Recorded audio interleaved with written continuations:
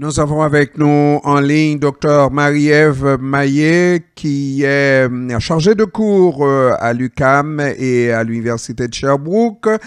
Et Madame Maillet, dites-nous comment on a pu mettre sur pied une si belle organisation pour Pincourt et d'avoir sauvé ce territoire qui doit rester un territoire humide, question de protéger la faune et la flore. Dites-nous ça. Oui, ben je peux pas parler du cas précis de Pincourt parce que je n'ai pas travaillé directement dans ce dossier-là. Mais ce que je peux vous dire, c'est que les citoyens de plus en plus s'organisent pour participer au débat public. Et comme ils se sont longtemps fait reprocher, je sais pas si c'était le cas dans le dossier de Pincourt, mais c'est souvent le cas dans ce genre de dossier. Généralement, les citoyens se font reprocher de ne pas avoir de faits ou de données scientifiques à apporter dans le débat. Donc, ces citoyens-là à Pincourt ont décidé de remonter leurs manches et de faire face à la musique que leur proposait le promoteur. Donc, ils se sont cotisés, ils ont mis ensemble leurs sous pour pouvoir arriver à payer un rapport de biologiste. Et voilà, ils sont arrivés à faire la démonstration qu'il y avait de la faune et de la flore à protéger dans le boisé que eux voulaient protéger, contrairement à ce que le promoteur mettait de l'avant. Donc, c'est une victoire très, très importante là, pour un groupe citoyen. Malheureusement, les groupes citoyens ne gagnent pas toujours, je dois le dire. Évidemment, il est très intéressant aussi de regarder le caractère de la question et c'est les citoyens effectivement qui ont pris, et pas seulement pour manifester les mesures pour amener une municipalité, des autorités municipales donc à prendre justement les bons moyens pour faire en sorte que des terrains qui doivent rester pour protéger notre faune et notre flore puissent vraiment rester à la protection de la faune et de la flore. C'est d'autant plus intéressant que, vous l'avez dit, jusqu'à tout récemment, on considérait les citoyens comme des gens qui étaient très peu actifs. Qu'est-ce qui a pu se passer pour qu'au Québec, les gens de la société civile prennent vraiment de telles dispositions jusqu'à arriver à cette victoire-là? C'est une grande victoire, n'est-ce pas, pour l'environnement? Oui, absolument. C'est une belle victoire citoyenne, c'est ça. Mais en fait, moi, j'attirerais votre attention sur le fait que c'est quand même particulier que les citoyens doivent se mobiliser de cette façon-là, qu'ils doivent débourser de leur poche pour faire une démonstration qu'il y a là un environnement à protéger, alors qu'on pourrait compter sur leurs élus locaux pour le faire. En fait, on pourrait s'attendre à ce que la municipalité joue ce rôle-là de chien de garde de ces espaces naturels qui sont de moins en moins nombreux dans nos villes et qui sont extrêmement importants.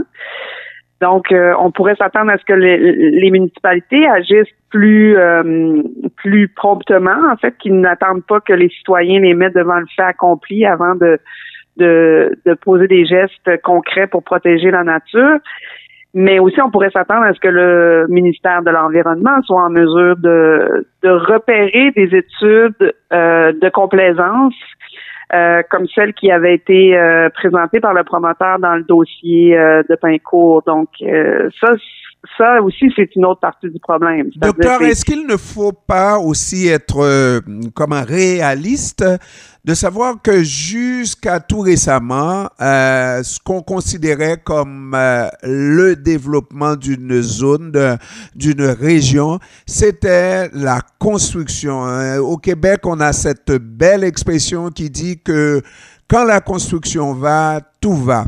Et ça, c'est peu importe les dispositions qui vont être prises, en tout cas dans le mépris total de l'environnement. C'est un changement de culture que les citoyens puissent réveiller, ça veut dire nos élus ont été élevés à cette école-là de la construction qui va et tout s'en va, et tout va, pardon, et pas tout s'en va, mais tout va. Et maintenant que les citoyens réveillent les élus, c'est extraordinaire, non? Effectivement, mais je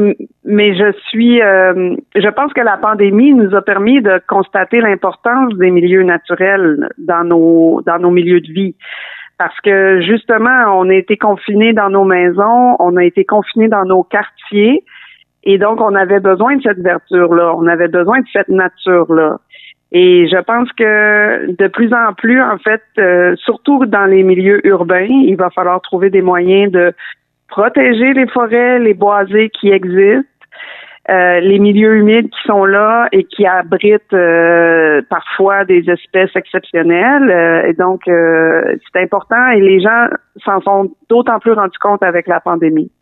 Avec la pandémie, c'est un fait, oui, mais est-ce qu'il n'y a pas une nouvelle génération qui émerge au Québec et un peu partout à travers le monde de voir que des citoyens puissent agir de cette manière? Est-ce que le travail que vous faites à l'université ne commence pas à porter fruit avec les citoyens, effectivement, qui prennent de plus en plus conscience de l'importance de l'environnement?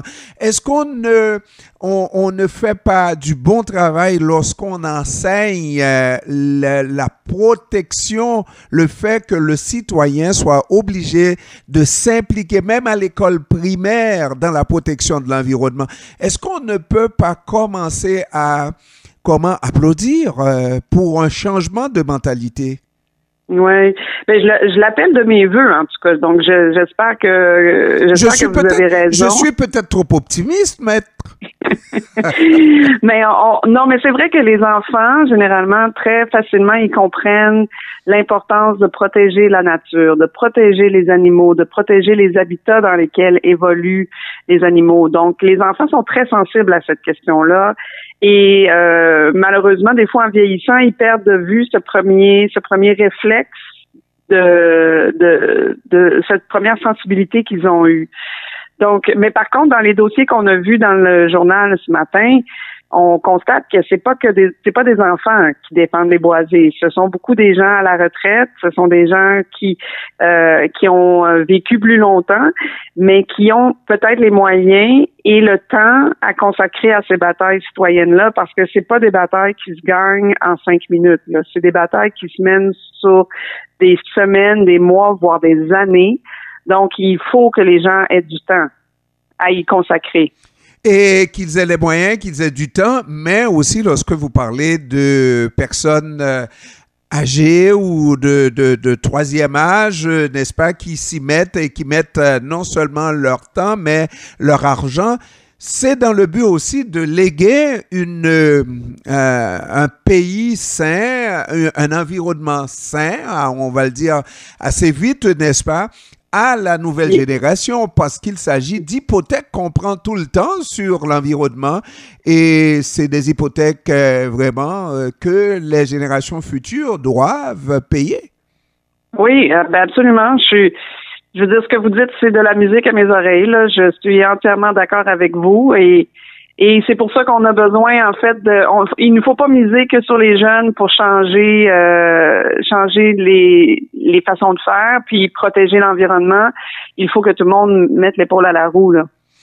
Est-ce qu'un jour, professeur, on va voir, est-ce qu'on peut espérer voir que nos politiciens, parce qu'on en parlait tout à l'heure, seront des gens tout à fait conscients et qui ne font pas ce double discours pour signer des accords internationaux sur la biodiversité, des grands messes sur la biodiversité et qui, dans leur action, dans leur administration, font exactement le contraire et continuent donc business as usual.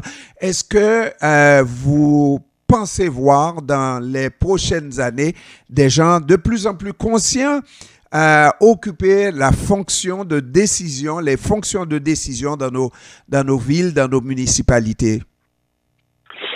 Ben, je sais pas si je le vois à l'université, puis si j'ai espoir que le changement va venir de ce côté-là, mais j'ai espoir que partout où il y a des milieux naturels, il y a des gens qui sont prêts à les protéger et que il faut apprendre à les écouter, à les entendre, ces gens-là qui se lèvent au nom de la nature.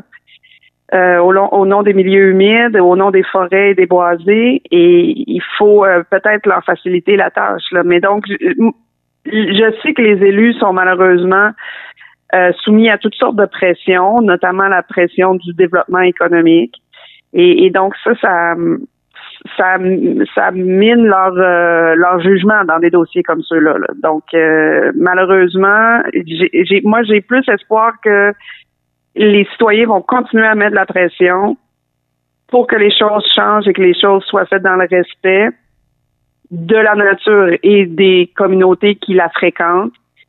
Et c'est là que moi je mets mon espoir. Question aussi extrêmement importante pour moi, c'est de voir quand on dit il n'y a pas de génération spontanée, ça change avec le temps, etc.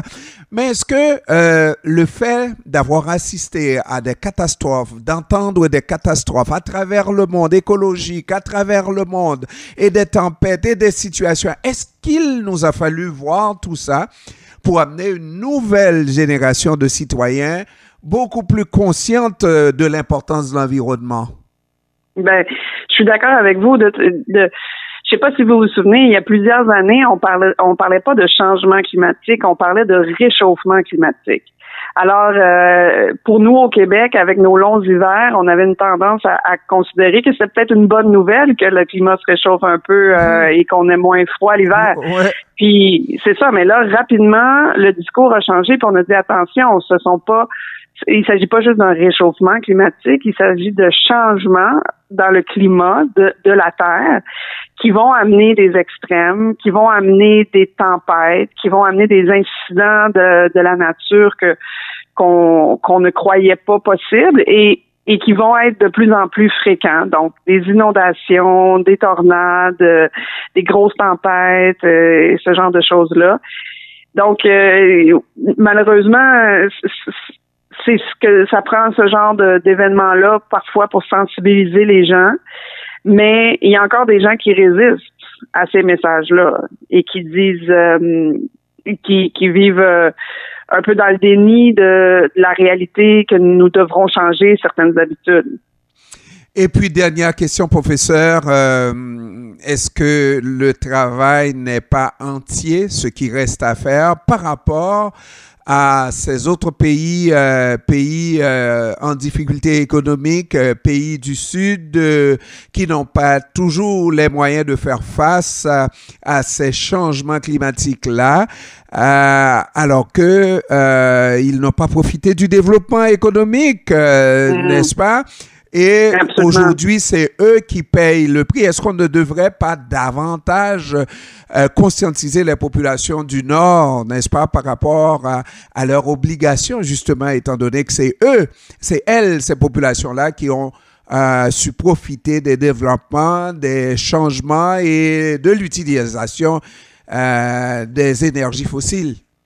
Oui, alors, vous avez absolument raison. Ça, c'est un vaste chantier de justice environnementale internationale qu'il faudrait mettre en place parce que oui, c'est inégal et c'est injuste, c'est ça. Donc j'espère que les pays du Sud, quand ils vont se développer, vont pouvoir éviter de faire certaines erreurs que nous avons faites.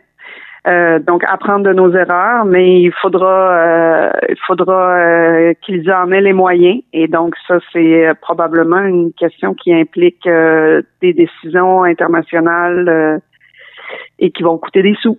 Mm-hmm.